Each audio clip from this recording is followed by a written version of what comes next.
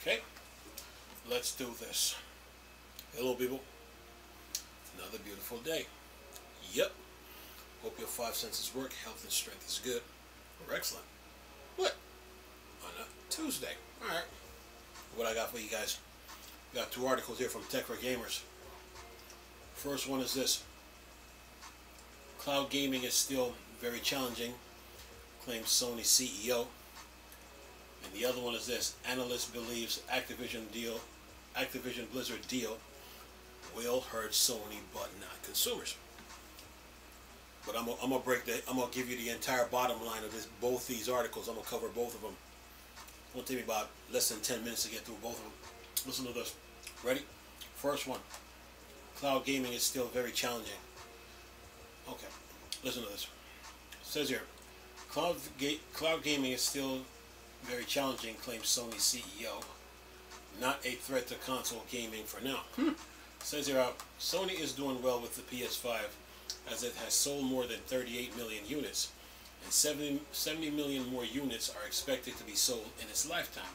Despite the importance and current appeal of the console gaming, many gaming giants like Microsoft are already looking ahead to the future, to a future with cloud gaming.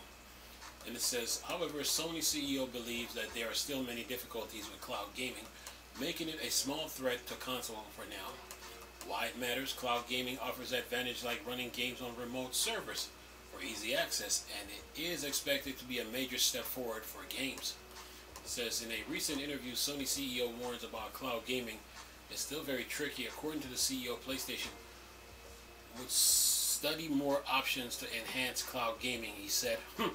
He said, yeah, I think the cloud itself is an amazing business model, but when it comes to games, the technical difficulties are high. It says he also pointed to the industry for fast response time, which is not easy to implement with cloud gaming. However, PlayStation remained confident and intent to face these challenges. In the past, there have been various attempts to focus on cloud gaming, but companies like Microsoft and Google have faced similar challenges. Yoshida also mentioned the high traffic level from gamers during certain parts of the day. On the other hand, gamers are also inactive before these busy hours, which leads to a difficult balancing act between maintaining servers to accommodate all users. Then it says, Sony was one of the first big companies to enter cloud gaming, but the company also remained heavily invested in consoles. Still, PlayStation will continue to pursue cloud endeavors, so the company is prepared for the future when gaming becomes the next big when cloud gaming becomes the next big thing for the industry. Sorry about that. All right, now the other one is this. Says here, Analyst believes Activision deal will hurt Sony but not consumers. I'm gonna give you the bottom line to both articles. Let me get through this. It says here, Microsoft's latest acquisition is still underway as the gaming giant tries to convince regulators and rival companies. Unsurprisingly, Sony has been the most significant opposing force in this scenario, claiming that the deal will cause harm to the industry. And industry analysts recently discussed the deal could have pointed to the exact reason for Sony's fierce opposition. According to Michael Proctor, the acquisition will hurt Sony badly, he states. The deal is going to hurt Sony badly. That doesn't hurt consumers at all. It says here, Michael Proctor argues that $15 a month is better value than buying a new console, a Call of Duty game, and a PS Plus Xbox Live subscription.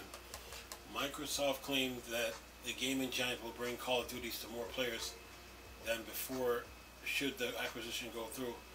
This includes the subscription service like Xbox Game Pass and Xbox Cloud Gaming. Cloud gaming will allow users to play Call of Duty on nearly every device like smartphones and non-gaming PC. This might be why the analysts believe that acquisition will not hurt the consumers at the end of the day. On the other hand, Sony may lose on potential sales due to Game Pass and cloud gaming. For instance, a few Call of Duty fans likely buy the game for campaign each year, and then it says such Call of Duty fans can subscribe for a month instead of paying a full price for the game at launch. And it says Michael Proctor previously claimed that Activision Blizzard deal is likely to succeed. Microsoft is also aiming to complete the acquisition by June 23rd, but this will depend on their progress with the competition and regulators. And that is the end of the article. Now, okay. He said this won't hurt the articles talk about it won't hurt gamers, right? Okay. Alright, so what these two articles, the first article talks about cloud gaming is still very challenging, Sony CEO, right? And then the second one, analysts believe Activision deal will hurt Sony but not consumers. So here's the bottom line to both articles in a nutshell.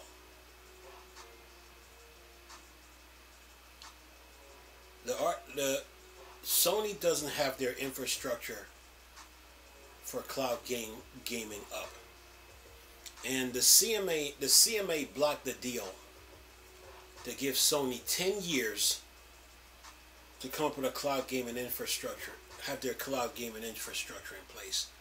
Remember when the CMA blocked the deal, they said they were trying to stop Microsoft and Activision from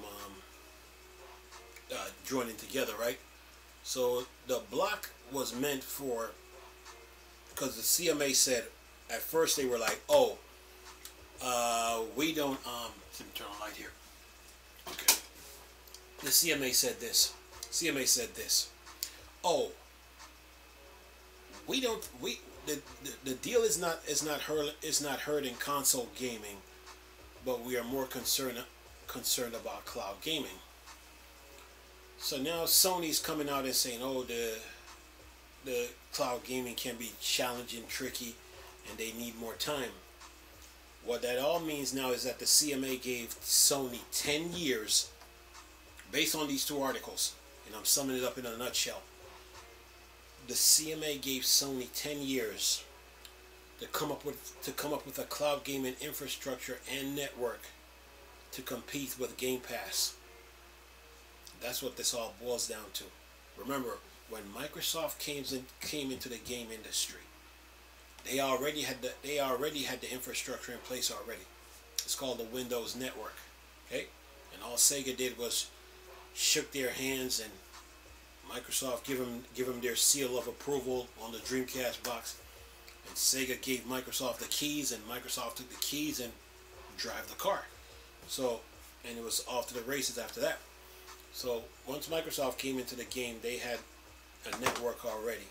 It's called Windows Network. Then they came up with Xbox Live, and now Game Pass. Sony, on the other hand, now, they came into the game with PlayStation, but their network, they didn't start getting online until about in the second year of PlayStation 2.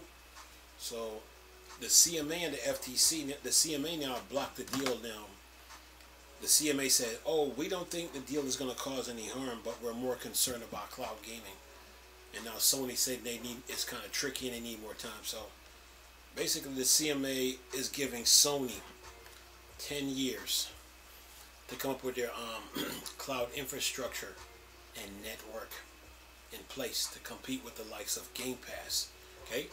And the article that talks about analysts think the deal will hurt Sony. The reason why it will hurt Sony is because Sony doesn't have the infrastructure and the network in place for cloud gaming to compete with the likes of Game Pass.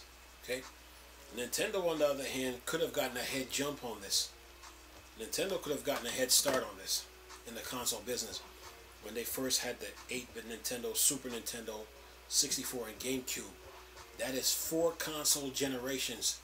They could have had a network up, infrastructure, and have cloud gaming up and running, right? And people will say, oh well, back then people couldn't afford the internet. Nonsense, okay? People could afford the internet back then.